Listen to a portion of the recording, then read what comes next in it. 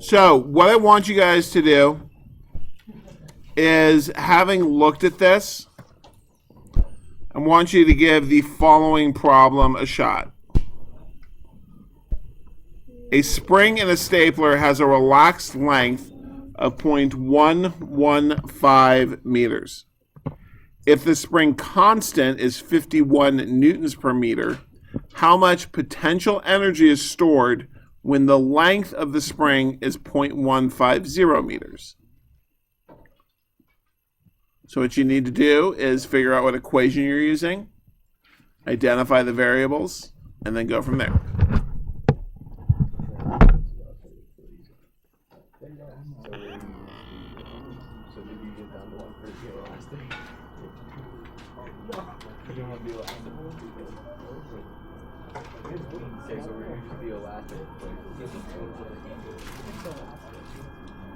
Oh, it's potential energy. Okay, elastic. Okay. Potential energy. Potential energy. Like a rubber band. Sure. Potential energy one side. Yeah. Okay. And then there's also gravitation. Okay. So what's that equation look like? That equation? Yes.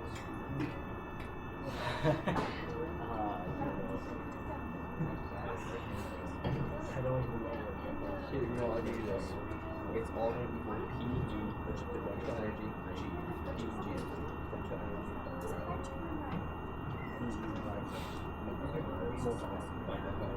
You're not getting it. I said it's going to equal potential energy, G. So, PG will equal. That's the mass times gravity. Okay, Did I get that right? Mass times gravity. It is, but is this a gravitational potential No, energy question? I'm giving You know, I'm gonna write that. You should write that. One comparison.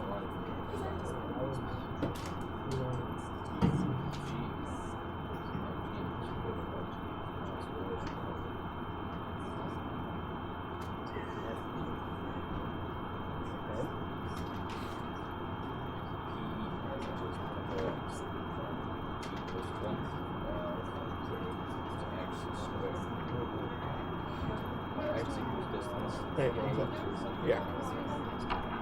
K Huh? Yes. That's why the notes were up on. That's what I said in the notes. Thank you. Yeah, it was just that one page of notes. That's it.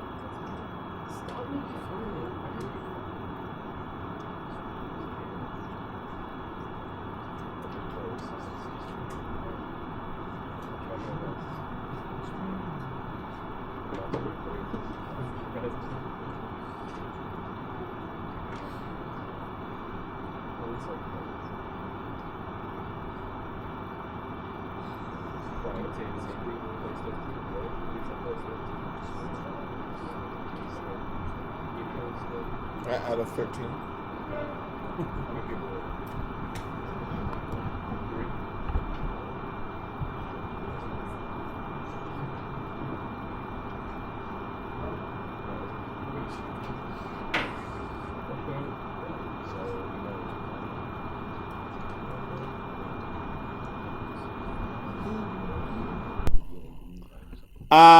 So let's look at this. Which equation are we going to use? So that's the first thing.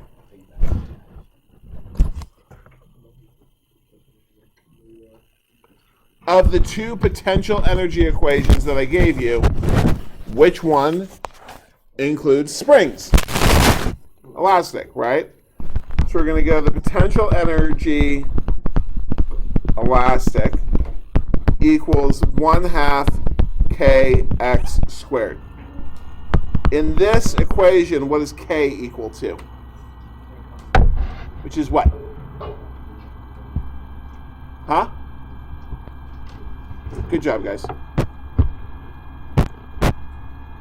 Good. No one managed to actually even write the problem down. What was it? 51.0, right. Newtons per meter.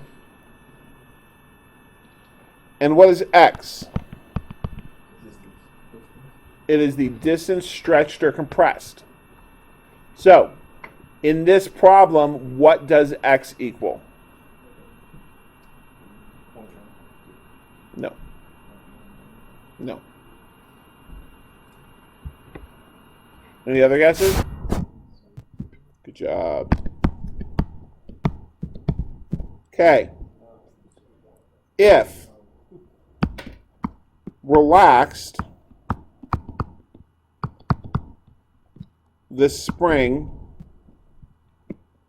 is 0.115 meters.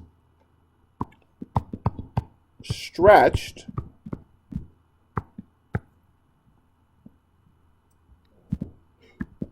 it's 0.150 meters. The distance that we stretched it is that right there. Does that make sense? So what we do is we take the final length, subtract the initial length, and that's going to give us the stretch or compression length. Yeah. Right here.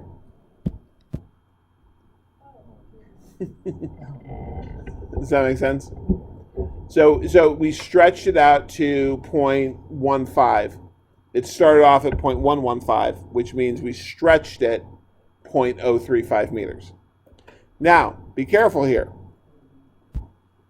How many significant figures does this have? 0.150. 3. How about 0.115? How about 0.035? 5? No.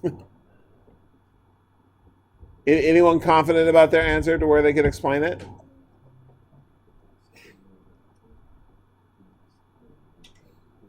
The question is this 0 significant?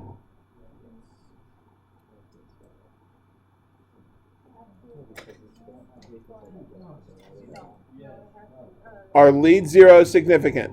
No. So this now only has 2 significant figures. And I know that's weird, but this is where that comes from. Remember the rules. When we're adding or subtracting, earbuds out, please. When we're adding or subtracting, the significant digits are whichever number has the fewest after the decimal. Okay, so here both of my numbers before I subtracted had 3 after the decimal, so that's where I get to go. Because that 1 disappears, when I am now multiplying it,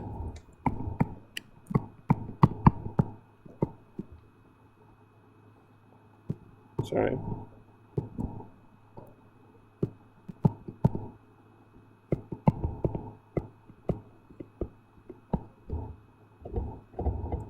Now when I'm multiplying it, instead of counting how many decimals it has after the decimal, now I'm looking at how many significant digits it has.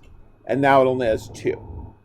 So my answer is only going to have 2 sig figs. So go ahead and run that through a calculator and tell me what you got.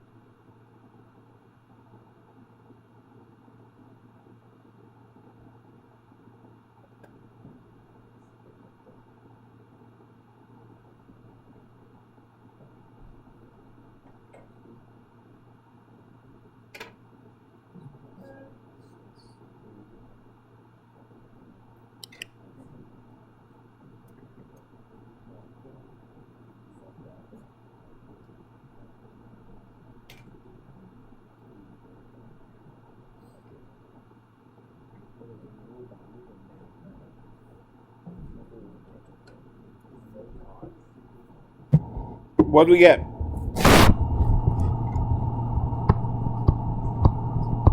How many sig figs do I get? 2. So it's going to be 0.031 joules, or 3.1 times 10 to the negative second joules. Either one of those is okay. Now, both of these are okay if you're writing something in. I will tell you that when I'm preparing a CFA or a test, or let's say a benchmark that you guys will take next Friday, the answers are going to look like that, okay? So you don't need to put it down that way on a worksheet or anything like that, but please know that these two things are the same and be able to switch between them, okay? So if you get 0.031 joules and the answer is 3.1 times 10 to the negative second, you guys should be able to determine that both of those are the same thing.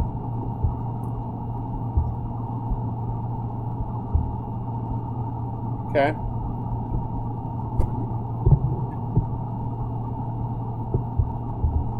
Any questions on that problem? Okay. Does everyone have it down? Anyone still writing?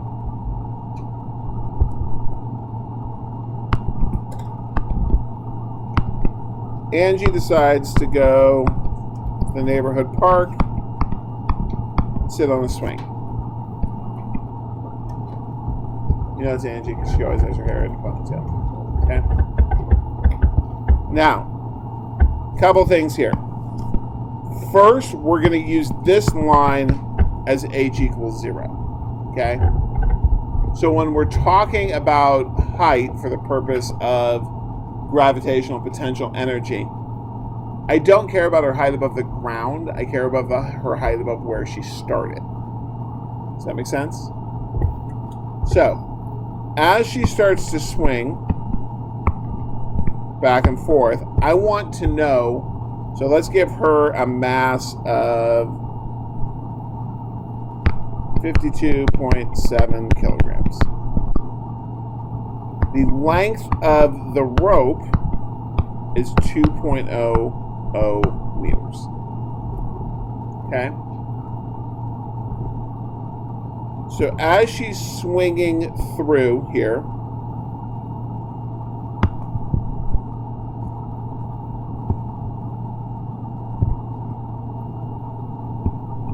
I want to know the potential energy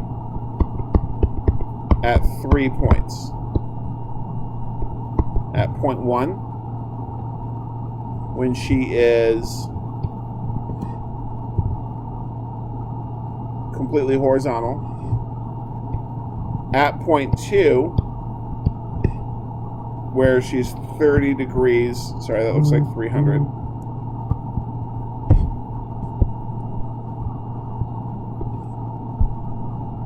Still looks like 300.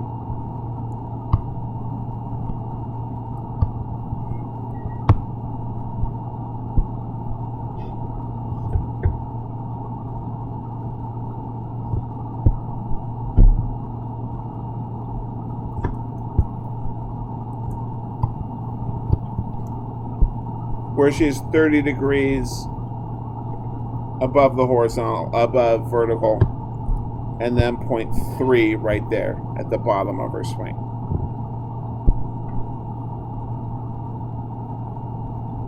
So first things first, sorry, it's being slow to respond.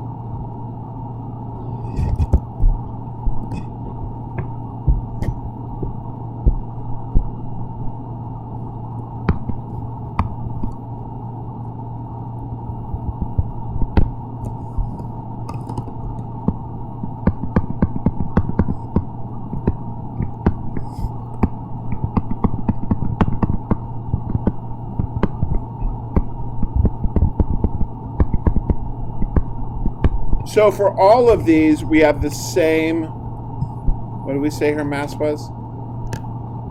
52.7.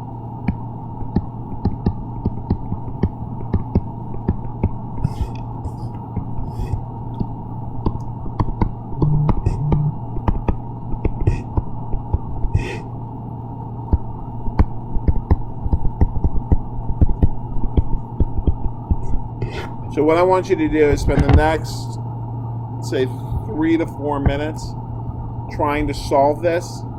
And really your job is to figure out the height at each of those spots. 1 and 3 are very, very simple.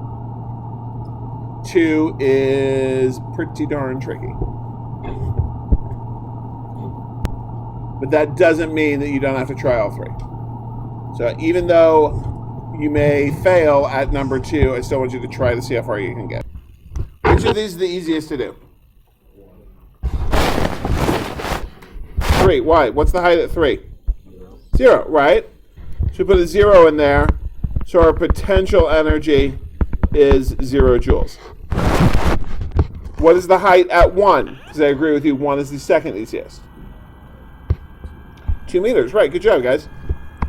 2.00 meters. So we just plug that in, and what do we get?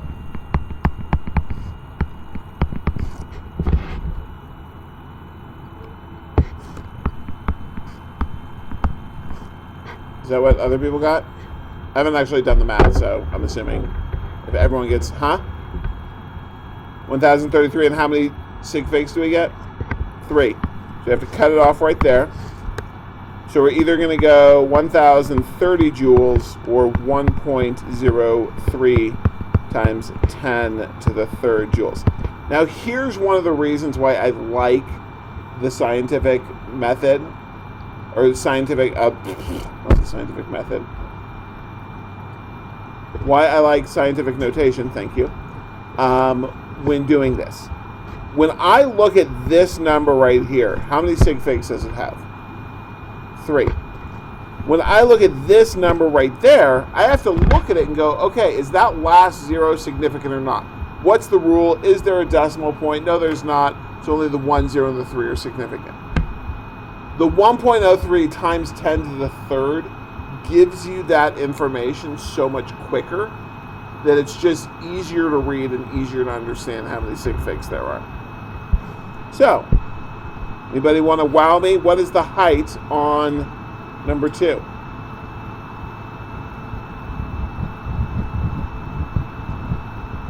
Anybody? Huh? Close, but no. How did you get that?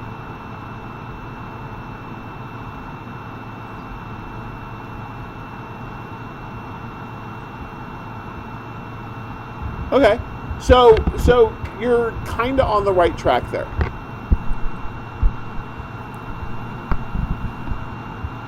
So we start off with 2 meters this way, right? And then it swings up this way to where it's 30 degrees. Right? So what we're going to do,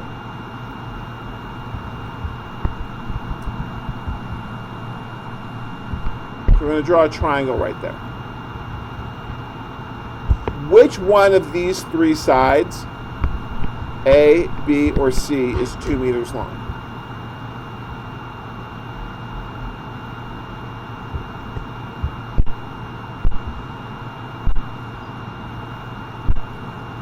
Good job, you guys. It's one of the 3. So this is the triangle formed by... So where is the swing? The swing's right here, right? So where's the rope? Which side is the ropes of the swing? C. So this is going to be 2.00 meters. So now we can use our trigonometry to find side A.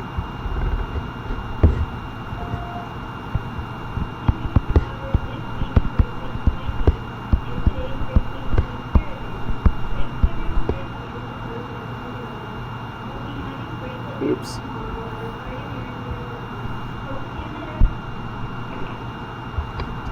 And really, I have a green kilt, so you just gotta throw that on. Anyway, feel bad now.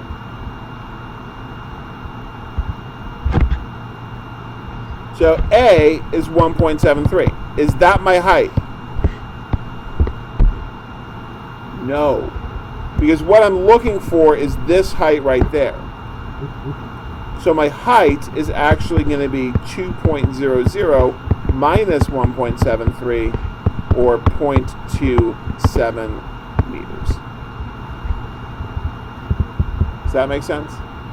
So far as you're totally on the right track with understanding that it was a portion of that 90-degree circle. The next step you took just needed a little tweaking. But good, I love the problem-solving skill that you applied to it, because you understood the general proposition behind it. So now what we're going to do is we're going to go 52.7 times 9.81 times 0.27, and what do we get?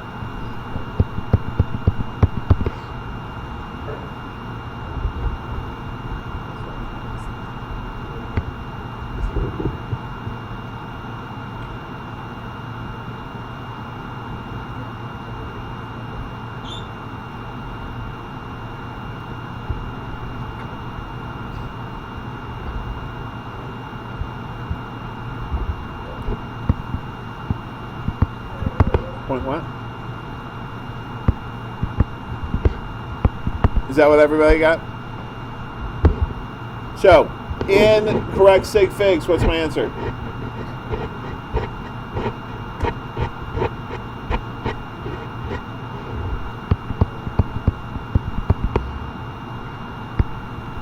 We only get 2 sig figs.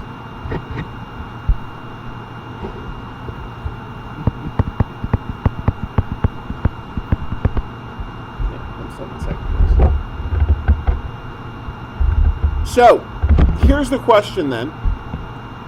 What happened to all that potential energy? And so, as it swings here, we go from 0 to 140, or 1.4 times 10 to the second, to what was number 1? 1.03.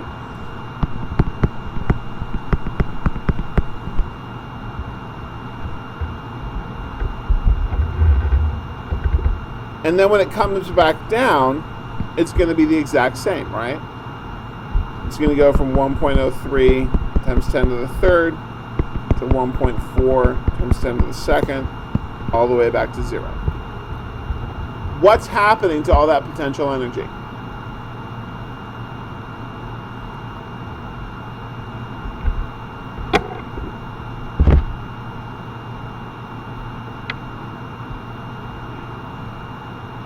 So potential energy, at least mechanically so,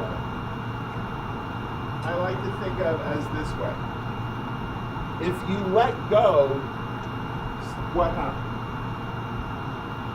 If I put my water bottle up here and let go, what's going to happen? It'll fall. If I pull on this spring and let go, what's going to happen? It's going to snap back, right? And fall. Okay. So as the swing goes through this motion, here and here, it has the most potential energy. So as it comes back through, what's happening to that potential energy? Where is it going? Does it disappear? What does it become? Kinetic energy. Okay. And that leads us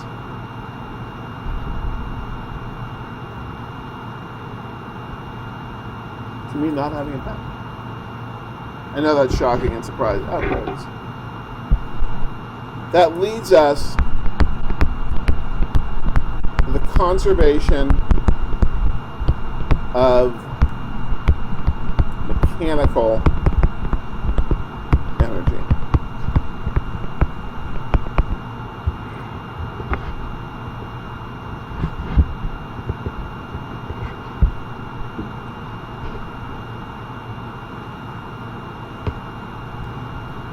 States that the total mechanical energy of a system is equal to the kinetic energy plus the sum of all potential energies.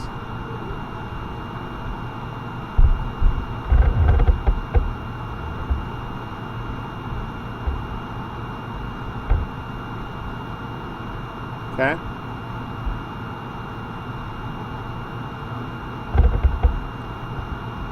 And that's where we're going to stop today.